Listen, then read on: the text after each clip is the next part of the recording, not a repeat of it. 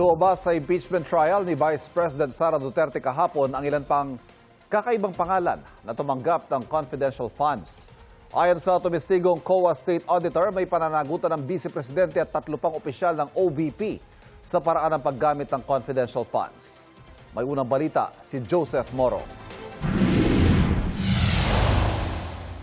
Sa pagpapatuloy ng impeachment trial ni Vice President Sara Duterte, muling sumalang si Sailin May del Campo ng COA Intelligence Fund and Confidential Funds Audit Office. Isa sa mga napuna ng Commission on Audit o COA ay ang mga ginastos ng aktibidad na hindi dapat ginamitan ng confidential funds. Christmas activity in Happyland, Tondo, Manila. Pasasalamat and update meeting TODA in Barangay Batasan Hills, Quezon City. May mga activity tipo dito na pasasalamat, coordination meeting, may mga tree planting po, distribution of wheelchairs, gift giving, medical mission, at iba pong activities ng mga satellite offices po ng Office of the Vice President. Nasa listahan ba yan, Your Honor, ng confidential activities base sa joint circular? Based po dun sa enumeration kung saan gagamitin ang confidential fund, hindi po ito nakasama doon. Nakita rin nangyari muna ang mga pinagkagastos ng aktibidad bago pa makuha ng Office of the Vice President o OVP ang pondo. Bagay na hindi raw pwede, sabi ni State Auditor del Campo. Inusisa rin sa paglilitis sa mga acknowledgement receipt na isinumite ng OVP na pinagbayaran daw ng confi funds. Sa isang J. Camote,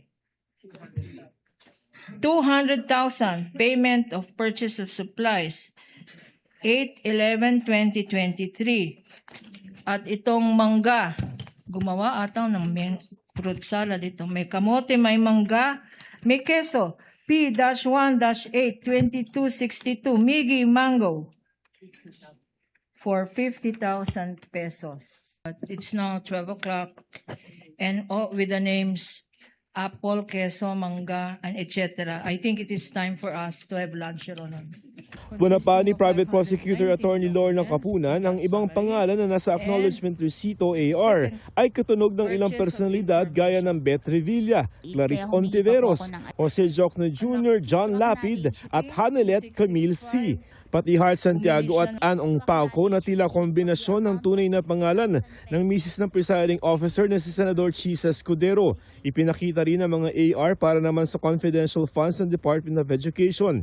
Sa panuntunan ng COA, tanging special disbursing officer ng ehensya ang maaari mag-release ng pondo. Sa kaso ng DepEd, ito ay si Edward Fajarda. Sa ipinakitang AR, pare-pareho ang petsa ng pagka-release ng pondo sa magkakaiba at magkakalayong lugar. Tanong ng prosecution, paano ito nagawa ng isang tao lamang sa loob ng isang araw? Kasi nung binabasa ko to, no?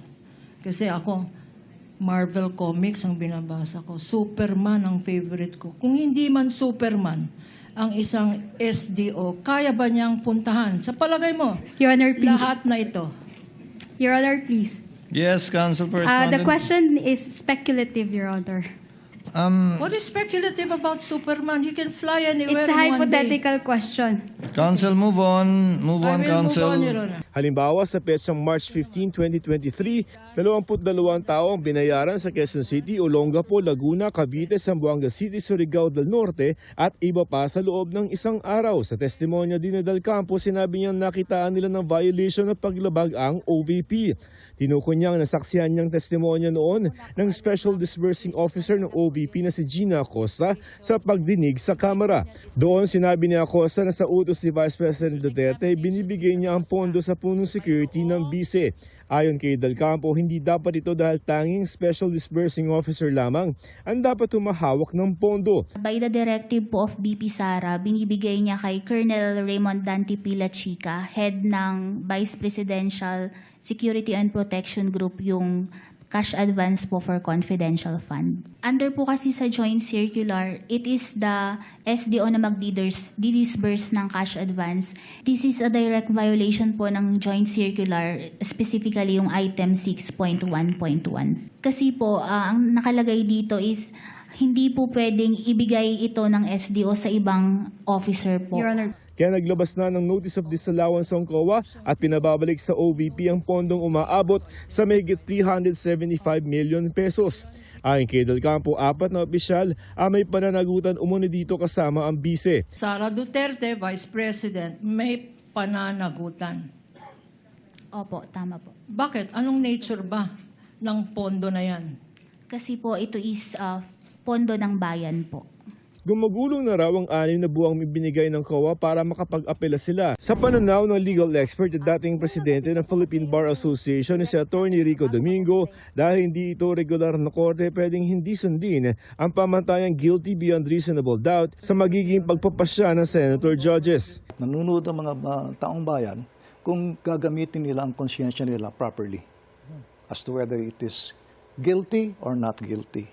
At the end of the day, the one who would judge whether the respondent is guilty or not guilty would be the people on the basis of the pieces of evidence that had been adduced. Meaning, yung paghuhusga na yun, dadalhin na lang nila sa balota kung sakasakali.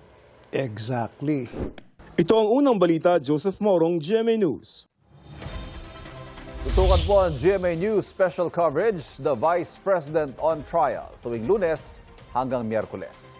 Masusubaybayan po yan via live stream sa GMA News, Facebook at YouTube. Pati sa gmanetwork.com at gmanews.tv.